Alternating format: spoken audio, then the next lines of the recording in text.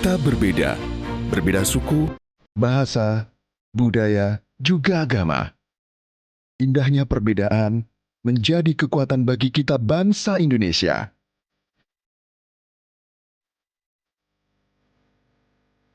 Perbedaan bersemi indah dari Sabang sampai Merauke menjadi identitas bangsa Indonesia di mata dunia. Keberagaman juga meningkatkan persatuan dan toleransi pada masyarakat.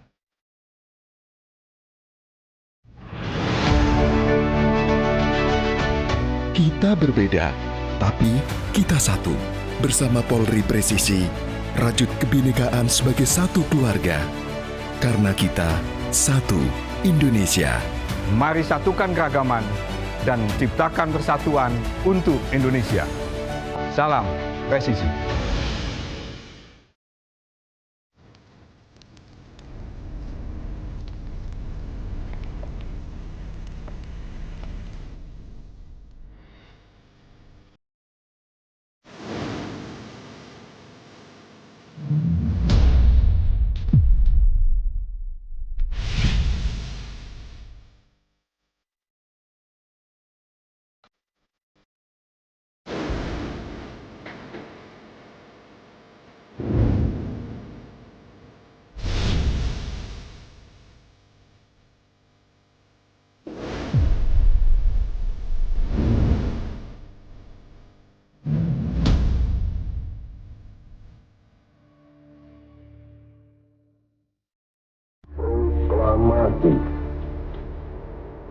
Proklamasi kami bangsa Indonesia dengan ini menyatakan kemerdekaan Proklamasi Kemerdekaan Indonesia yang terjadi 17 Agustus 1945 bukanlah akhir dari perjuangan melawan penjajah.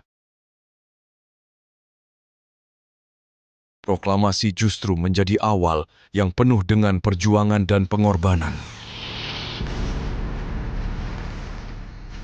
Kedatangan tentara sekutu yang membawa serta pasukan Belanda direspon dengan perlawanan sengit oleh pejuang Republik Indonesia.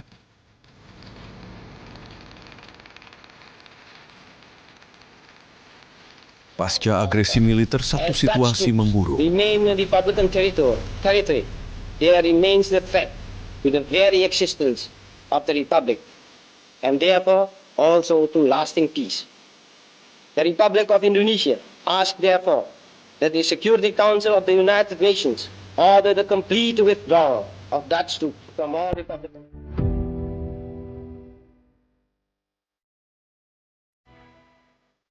Karena ditandatanganinya perjanjian Renville, wilayah Jawa Timur berkurang secara signifikan. Dari isi dari perjanjian Renville itu memang salah satunya bahwa prajurit-prajurit yang ada di daerah kantong itu harus dipindahkan. Oleh karena itulah dibuatlah garis Warmuk, ya, garis demilitarisasi zone, ya. Jadi yang dimulai dari Gresik, dari utara di Gresik, di Jawa Timur itu, kemudian ditarik ke selatan di daerah Mojo Agung, kemudian naik ke Gunung Arjuna, ya, melewati Pujon, Gunung Kawi, Gunung Katu, terus belok ke timur, ya, ke arah Pakus Haji, ya, sampai nanti di Gladak Perak sampai ke Samudra Hindia. Dengan munculnya garis demarkasi itu, daerah Batu dan Kota Malang itu menjadi daerahnya Belanda. Sementara kita itu ada di bagian barat untuk dari Pujon.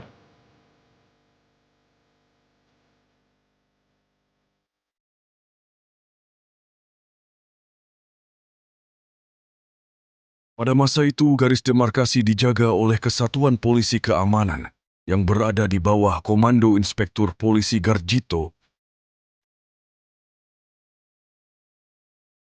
Dari status quo di dalam perundingan kapal Renville Belanda pada saat itu dengan pemerintah Republik Indonesia, maka garis tempur yang sebelumnya itu di lereng gunung itu, lalu dengan perjanjian ini kita harus mundur 3 km jaraknya dari tempat di mana pertempuran itu terjadi.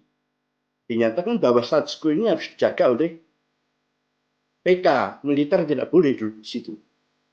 Jadi untuk pengamanan ini harus khusus dijaga oleh PK yang sekarang menjelma daripada Polri itu. Pasukan polisi ini menempati 3 pos yang tersebar di sekitar garis demarkasi. Di sisi lain, pasukan polisi keamanan dari pihak Belanda, Veiligheidspolitie, juga mendirikan pos untuk mengamankan wilayahnya. Pujon menjadi satu daerah kunci, ya. Mengapa? Karena ini juga pintu masuk untuk masuk ke wilayah barat, ya, di Karisidenan Kediri. Daerah Pujon sebagai salah satu garis depan pertahanan Republik Indonesia di Jawa Timur. Nah, disitulah peran polisi sangat penting karena polisi bekerja sama dengan TNI itu ada menjaga dari pos-pos demarkasi tersebut. Suasana di garis status quo diramaikan oleh aktivitas masyarakat yang akan melintasi pos jaga dari wilayah kedua negara. Rakyat Indonesia yang melintasi pos jaga Belanda mengalami penganiayaan dan perampasan. Tindakan kekerasan itu memancing reaksi para pejuang Indonesia dan polisi keamanan untuk membela rakyat yang tertindas oleh pasukan Belanda.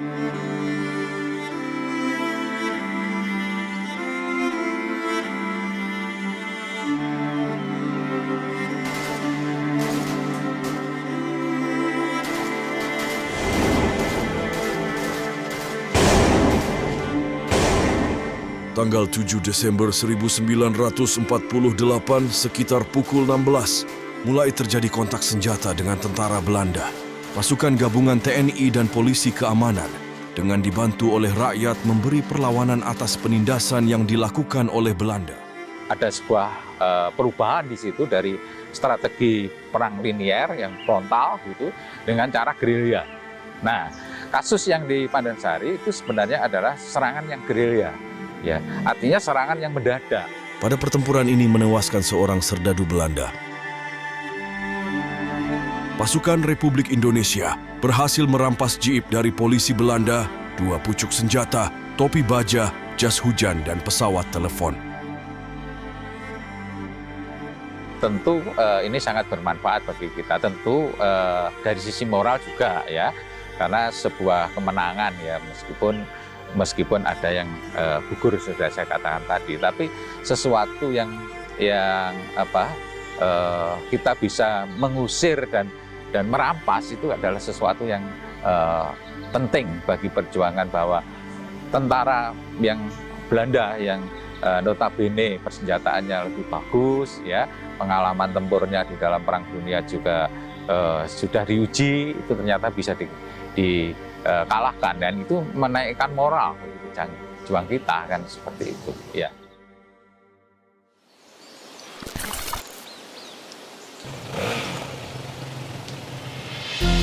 Indonesia adalah paru-paru dunia, menjadi rumah bagi beragam flora dan fauna. Polri berkomitmen untuk menjaga dan melestarikan alam Indonesia.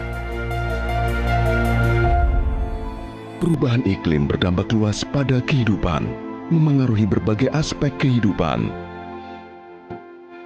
Kepedulian kita terhadap lingkungan adalah investasi.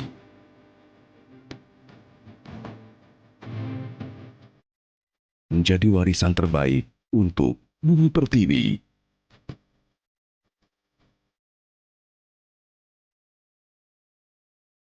Polri berkomitmen untuk menjaga dan melindungi alam Indonesia. Mari bersama melestarikan alam untuk masa depan. Salam presisi.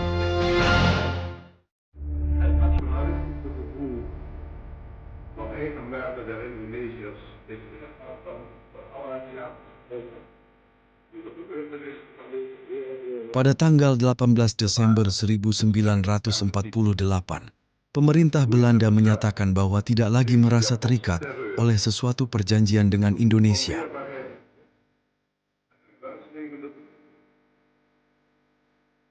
Tidak ada tingkatan lagi di antaranya. Kami telah gandrung merdeka. Janganlah bermain dengan kata-kata.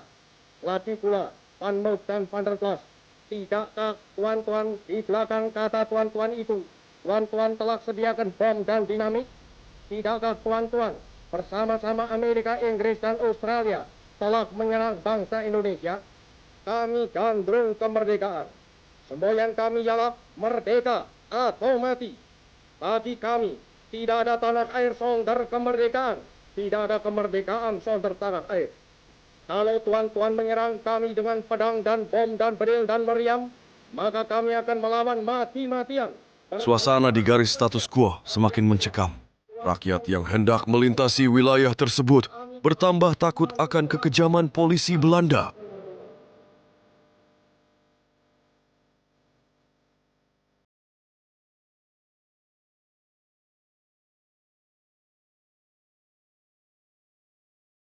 Itu sebenarnya dimulai dari pernyataan sepihak, ya, pihak Belanda bahwa dia tidak terikat perjanjian Renville, ya, dan itu terjadi tanggal 18 Desember 1948 jam 11.40 malam, gitu ya, berita itu, ya, jadi malam, sehingga jam 12 berikutnya setelah jam 12, ya, tanggal 19, mereka sudah melakukan serangan militer.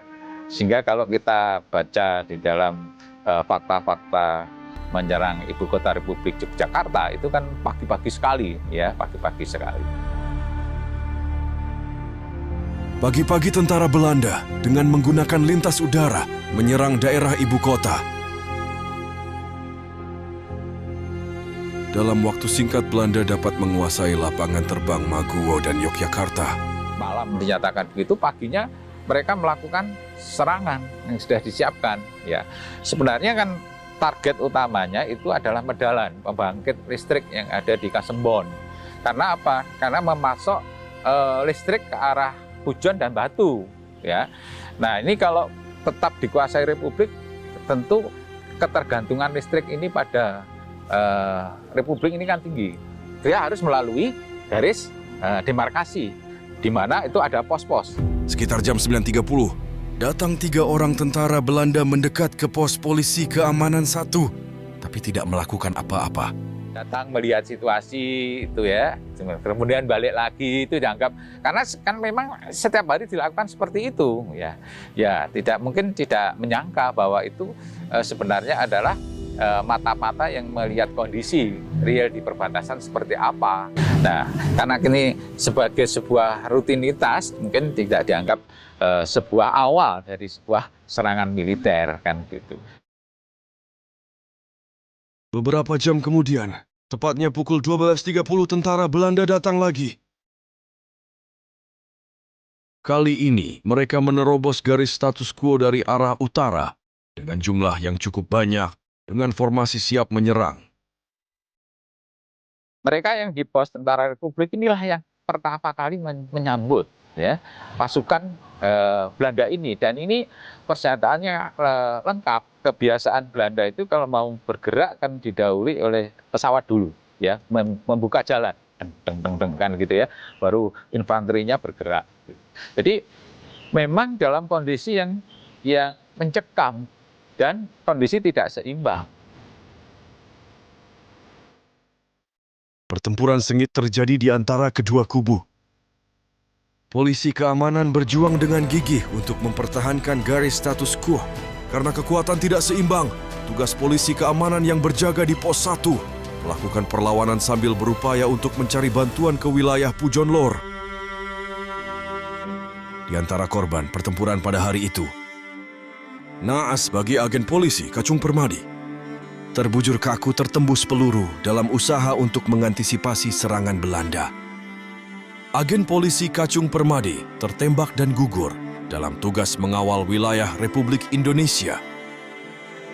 AP3 Kacung Permadi, salah satu pejuang polisi asal Kecamatan Pujon, Kabupaten Malang. Jadi Kajung Permadi merupakan warga asli Pujon. Beliau lahir pada tahun 1923. Ibu beliau bernama Ibu Siti yang merupakan warga Pandesari, sedangkan ayah beliau bernama Bapak Marto, seorang pria yang berasal dari Jawa Barat. Dan Kajung Permadi menghabiskan masa kecil dan masa mudanya di Desa Pandesari, Kecamatan Pujon. Pada tahun 1947, beliau diangkat sebagai anggota Detasmen Kepolisian Kawedanan Pujon yang bermarkas di Kecamatan Batu. Posisi pertamanya adalah sebagai personil Kompi Markas. Kajung menikah pada tahun 1948 dengan seorang wanita dari Desa Pujon Lor bernama Ibu Supilah. Setelah melangsungkan pernikahan, Kajung kembali berdinas dan ditempatkan di Detasmen Kepolisian Kawedanan yang berlokasi di Kota Batu. Setelah Batu dikuasai Belanda pada agresi militer 1, Kajung Permadi bersama Detasmen Polisi Kawedanan Pujon berpindah markas dari Batu ke Pujon Kidul. Di sini beliau mendapatkan penugasan baru sebagai penjaga pos perbatasan yang berlokasi di Desa Dusun Sebaluh, Desa Pandesari, Kecamatan Pujon. Asli Pujon, jagi wonten Sebaluh menika. Perjuangipun wonten Cemoro menika dados gandeng kalian Pak Kajung. Menawi wonten mata-mata pun cepeng dalem geledah. Wonten kidul ngaten maneh nembakipun dhateng Jambe Ndawi menika. Pak Kajung nembak dalam mengalatosi biru war-waran 5 nih. Pak Kajung menika pantes datang pahlawan. Nama saya Sukeno. Saya adik dari Bapak Kajung.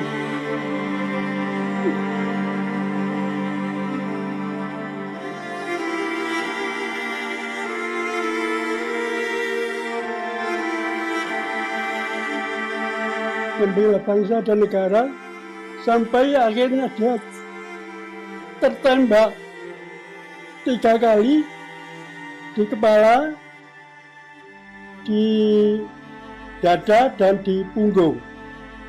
Pertama dimakamkan di makam umum Gesingan. Kedua dipindah ke makam umum Sebaluh.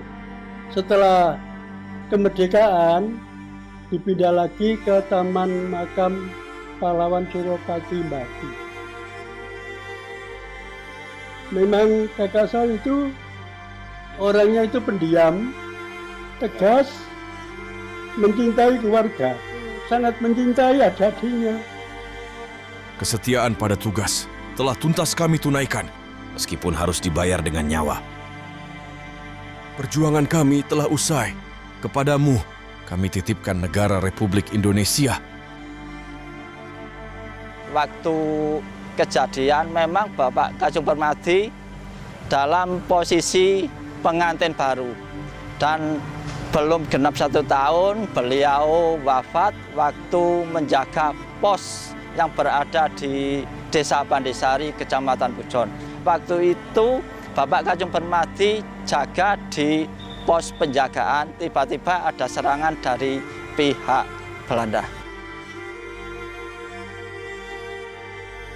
Saya kira sudah menjalankan tugas dan saya kira benar-benar sebagai seorang satria seperti yang diamanatkan oleh para pemimpin Jawa Timur, bahwa seorang pejuang itu bersikaplah sebagai seorang satria. Itu pesan dari elit-elit Jawa Timur ketika awal Republik Jawa Timur terjadi konflik, ya, itu para pemimpinnya sosialisasikan ya, nilai-nilai yang harus dipegang oleh para pejuang. Ya, itu salah satunya adalah jiwa satria. Saya kira seperti itu.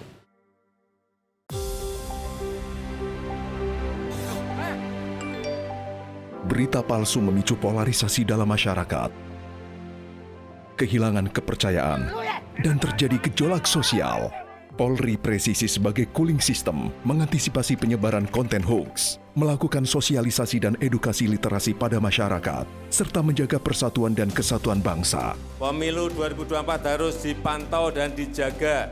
Kita tolak hoax, kita tolak fitnah, kita tolak saling merendahkan, saling menjelekkan, setuju? Stop hoax, saring sebelum sharing. Penyebaran berita hoax dapat mengakibatkan misinformasi, disinformasi, bahkan mengakibatkan retaknya kebinekaan. Cermat dan bijaklah dalam menerima dan membagikan informasi. Salam Presisi.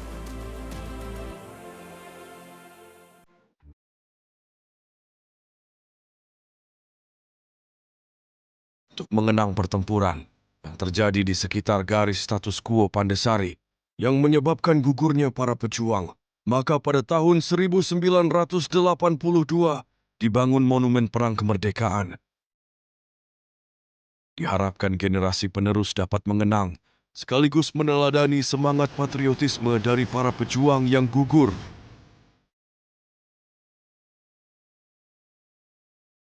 Pada saat di monumen tersebut kami melihat ada sosok 3 pahlawan tersebut yang menjadi ikon, ada TNI-nya, ada kepolisiannya, dan ada masyarakat. Di tahun 1948 itu, Indonesia ini sudah rukun dan sangat kuat untuk bersatu untuk memperebutkan kemerdekaan setelah 1945. Kami juga sudah melakukan rekondisi, mengembalikan kondisi awal pada saat monumen tersebut dibangun.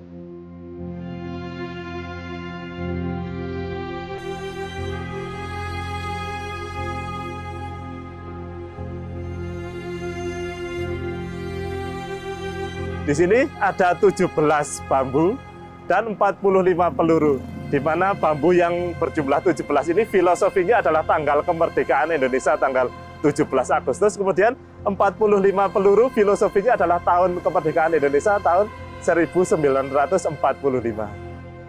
Di sini ada relief kapal Renville, di mana Renville ini merupakan cikal bakal, merupakan latar belakang utama dari pertempuran yang terjadi di sekitar garis demarkasi Pandesari. Pada tanggal 7 Desember 1948, berhasil merampas jeep, kemudian merampas senjata Belanda, merampas beberapa perlengkapan militer Belanda. Relief ini menggambarkan peristiwa yang terjadi pada tanggal 19 Desember 1948. Di sini patung ini menggambarkan pejuang yang gugur pada pertempuran tanggal 7 dan tanggal 19 Desember 1948 di garis status quo Pandesari.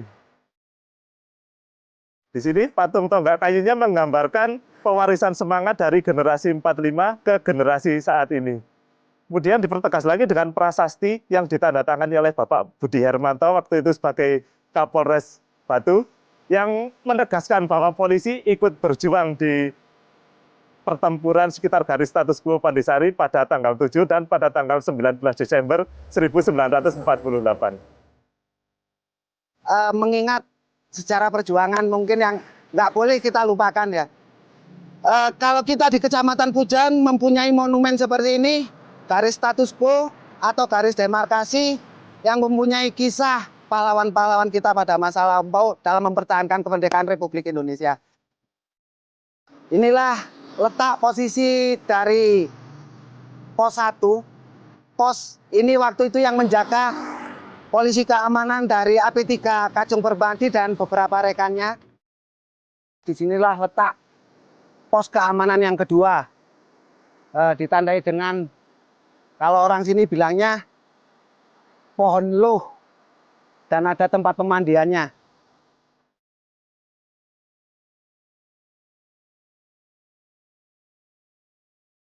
Dari utara pos 1, kurang lebih 500 meter, inilah letak pos 3. Ini memberikan penghormatan terhadap perjuangan agen polisi tingkat 3 Kacung Permadi. Memberikan nama jalan di depan Polres Batu dirubah dari Jalan Bayangkara menjadi Jalan Agen Polisi tingkat 3 Kacung Permadi. Di mana itu adalah yang secara resmi kami juga bekerja mohon izin kepada warga sekitar, ada sekolahan, ada warga masyarakat, sehingga ada peraturan wali kota yang dikeluarkan terhadap nama jalan tersebut.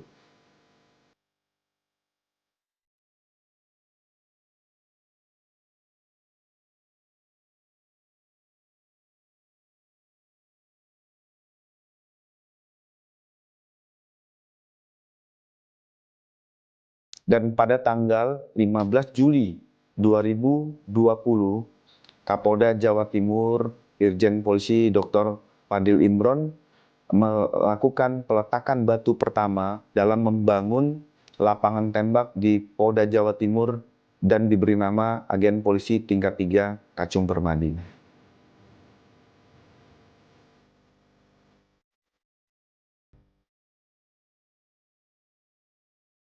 Kepada seluruh anggota Polri, kita harus bisa melihat nilai moral, nilai kejuangan yang dilakukan oleh pendahulu kita.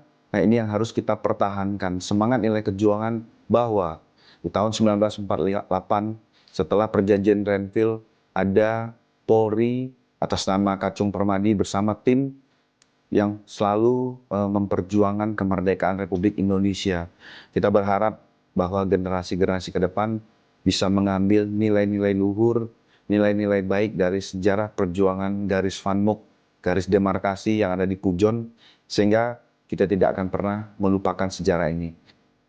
Dalam hari belayanya Ibu Pertiwi menyambutmu, seorang putra telah purna dalam tugasnya, menjaga wilayah kedaulatan negara. Bangga menjadi pewarismu. Kau tidak lari dari tugas mengawal batas negeri, hingga tersungkur mencium harumnya bumi.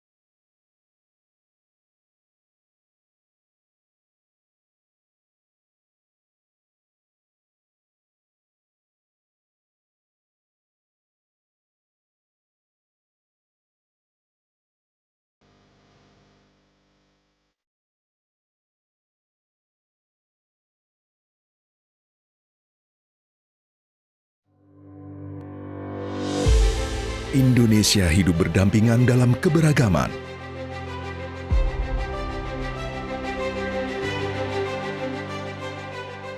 Sebagai bangsa majemuk, terpenting adalah merawat kebinekaan. Toleransi menjadi kunci dalam menyatukan perbedaan, menciptakan persaudaraan antar sesama. Mari kita wujudkan mimpi bersama, hidup berdampingan dalam kedamaian dan penuh cinta. Demi satu Indonesia.